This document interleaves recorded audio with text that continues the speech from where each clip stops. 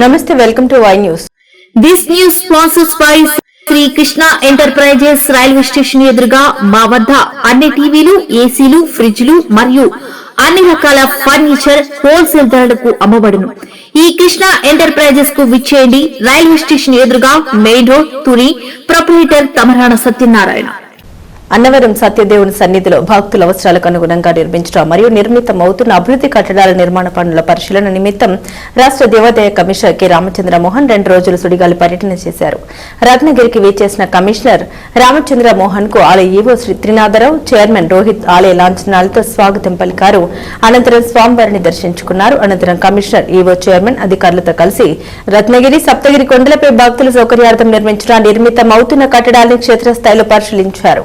Tollgate వద్ద ప్రారంభోత్సవానికి సిద్ధంగా ఉన్న సుమారు ₹1 కోటి నిధులతో కొత్తగా చేపట్టిన మెట్ల మార్గం నిర్మాణాన్ని పరిశీలించి సూచన చేశారు. అదేవిధంగా కొండపైన భక్తుల వసతికి సంబంధించి నూతనంగా నిర్మించనున్న సీతారామ సత్రం మొదటి బ్లాక్ నిర్మాణ పనుల్ని పరిశీలించారు.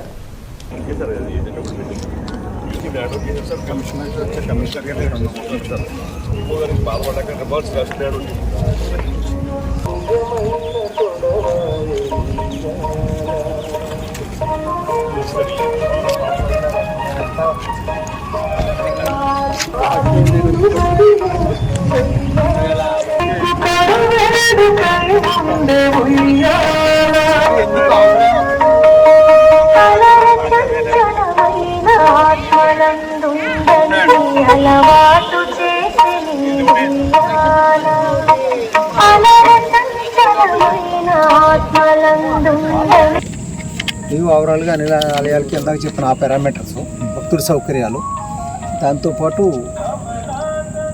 సివేజ్ ట్రీట్మెంటు, వాటర్ హార్వెస్టింగ్, అంటే ఇవన్నీ పర్యావరణ పరిరక్షణలో భాగంగా వాటికి కూడా ప్రాధాన్యత ఇవ్వడం జరుగుతుంది. అదేవిధంగా దశల వారీగా ప్లాస్టిక్ వినియోగం పూర్తిగా లేకుండా చేయాలని. అంతేంటంటే భక్తుడి కన్వీనియన్స్కి దానికి ఈ మధ్యన కొంచెం ఇబ్బంది వస్తుంది. ఆ ఇబ్బంది లేకుండా ఇవన్నీ ఒకటండి. ప్రభుత్వ ప్రాధాన్యతలు ఇంకొకటి ఏంటంటే ప్రధానంగా భక్తుడు దర్శన టికెట్లకు కానీ, సేవా టికెట్లకు కానీ, అకామిడేషన్కి కానీ వీటన్నిటికీ కూడా కౌంటర్లో నిలబడి అవసరం లేకుండా పూర్తిగా ఆన్లైన్లో, అదేవిధంగా మనమిత్ర వాట్సాప్ గవర్నమెంట్ యాప్ ఉంది, ప్రధానంగా దాన్ని ఎక్కువ వినియోగించుకుని దాని ద్వారా తీసుకోవాలని. దాని ద్వారా ఏంటంటే ఇక్కడ ఉన్న వాళ్ళకి వీళ్ళ విచక్షణాధికారం పోద్ది. ఇక్కడ కౌంటర్లో ఉన్నవాడు ఏదో ఇచ్చేసి ఇది పోతుంది. ఒకటి అల్టిమేట్గా భక్తుడు ఇనీషియల్గా ఏంటంటే దానికి అలవాటు పడేదాకా కొంచెం టైం పట్టచ్చు, కొంచెం కష్టం. కానీ వన్స్ అలవాటు పడిన తర్వాత వాళ్ళకి సౌకర్యం ఉంటుంది. ఇంటి దగ్గర ఉండగానే బుక్ చేసుకుంటాడు. ఈవెన్ ప్రసాదం ఇక్కడ కూడా అక్కడ బుక్ చేసుకుంటాడు, ఇక్కడికి వచ్చి ఇచ్చేసుకుంటాడు. ఇక్కడ మళ్ళీ రిపీటెడ్గా కౌంటర్లో కొన్ని సంవత్సరాల క్రితం చూస్తే ఖచ్చితంగా ప్రసాదాల క్యూలు అనేది కూడా చాలా భారీగా ఉండేది. మళ్ళీ ప్రసాదం టికెట్ తీసుకోవడం, మళ్ళీ కౌంటర్లోకి వెళ్ళి తీసుకోవడం. దశల వారీగా దాన్ని పూర్తిగా తొలగించాలని మొత్తం అన్నిటికీ ఆన్లైన్ టికెటింగ్. మనమిత్ర వాట్సాప్, ప్రధానంగా ఏంటంటే మనమిత్ర వాట్సాప్ యాప్ ద్వారా ఇటీవల కాలంలో ఏంటంటే 50% కనీసం 50% టికెట్స్ మనమిత్ర వాట్సాప్ యాప్ కిందకే తీసుకురావాలి అన్ని చోట్ల. దానికి కూడా మన రీసెంట్గా లాస్ట్ వీకే ఉత్తర్వులు ఇవ్వడం జరిగింది. ఎవరైనా మనమిత్ర ద్వారా తీసుకోవడం. దశల వారీగా దీంట్లో ఏంటంటే అన్నవరం మిగతా ఎలాగున్నా ఈ అకామిడేషన్ విషయంలో కొంచెం మిడిల్ మ్యాన్కి అదే ఆస్కారం ఉండేది. ఆ దళారీ వ్యవస్థ కూడా గ్రాడ్యువల్గా తప్పనిసరిగా దీంతో తొలగిపోతుంది. ఇక్కడ వచ్చినట్టుగా భక్తులు టికెట్ బుక్ చేసుకుని వస్తే ఎవరైనా కలపడే అవకాశం. ఆ రకంగా ఏంటంటే పారదర్శకత పెంచడం, భక్తుల సౌకర్యాల కల్పన, సైమల్టేనియస్గా పారదర్శకతను పెంపొందించడం. ఇది ఓవరాల్గా ఎండోమెంట్ డిపార్ట్మెంట్ ఎజెండా. తప్పనిసరిగా అండి 100 కియోస్క్ మెషిన్స్ని ప్రధాన దేవాలయాలు, ఆర్జేసీ క్యాడర్ ఆలయాల్లో 7 చొప్పున, డిప్యూటీ కమిషనర్ క్యాడర్ ఆలయాల్లో 3 చొప్పున కేటాయించడం జరిగింది. ఇతర బ్యాంకుల నుంచి కూడా SBI, union bank of India వారిని కూడా ఇవ్వమని అడగడం జరిగింది. వాళ్ళు కూడా ఇస్తూ ఉన్నారు. దశల వారీగా కియోస్కుల ద్వారానే. అంటే కియోస్క్ అంటే కొత్తగా నేర్పడానికి ఏమైనా కొద్ది రోజులు ఉండాలి తప్ప తర్వాత భక్తులు వచ్చేసి అక్కడ ఎవరు మనుషులు ఉంటారు. కౌంటర్లో కూడా దేవస్థానం స్టాఫ్ లేకుండా నడిపించే పరిస్థితి ఒక 4-5 నెలలు పూర్తిగా స్థాయికి తీసుకురావడం లక్ష్యం. వాలంటీర్ సిస్టమ్ అనేది గతం నుంచి ఉంది.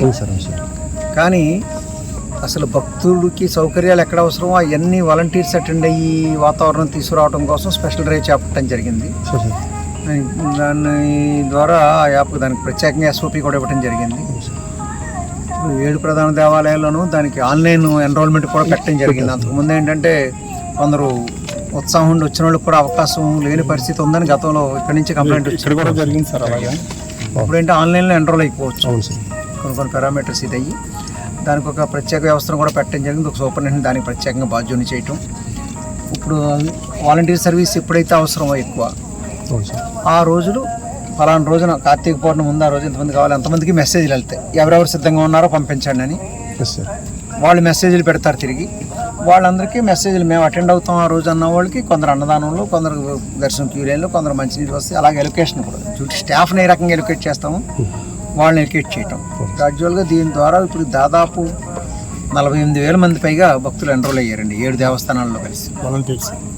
48,000 పైగా నిరంతరం కనీసం 1,00,000కి తీసుకెళ్ళటం లక్ష్యం. వాళ్ళకు కూడా భవిష్యత్తులో శిక్షణ తరగతులు కూడా ఏర్పాటు చేయడం జరుగుతుంది. వాలంటీర్స్లో బాగా యాక్టివ్గా ఉన్న వాళ్ళు కొందరు ఐడెంటిఫై చేసి వాళ్ళకి శిక్షణ ఇవ్వడం జరుగుతుంది. వాళ్ళ ద్వారా మిగతా వాలంటీర్స్ శిక్షణ ఇక్కడ ఈ టెంపుల్లోనే ఇక్కడ నుంచి ఒక 5-6 తీసుకెళ్ళి అక్కడ ట్రైనింగ్ ఇస్తాం. 5-6 ఇక్కడ 5,000 మందికి ట్రైనింగ్ ఇచ్చాం. ఇప్పుడు తిరుపతిలో జరుగుతుందండి. తిరుపతిలో టెంపుల్లో చూస్తే మెయిన్ ఎంప్లాయీస్ కదంతా ఈ దర్శనాల నిర్వహణ ఇవన్నీ వాలంటీర్స్. ఇదే రకంగా ఆ స్థాయికి తీసుకెళ్ళటం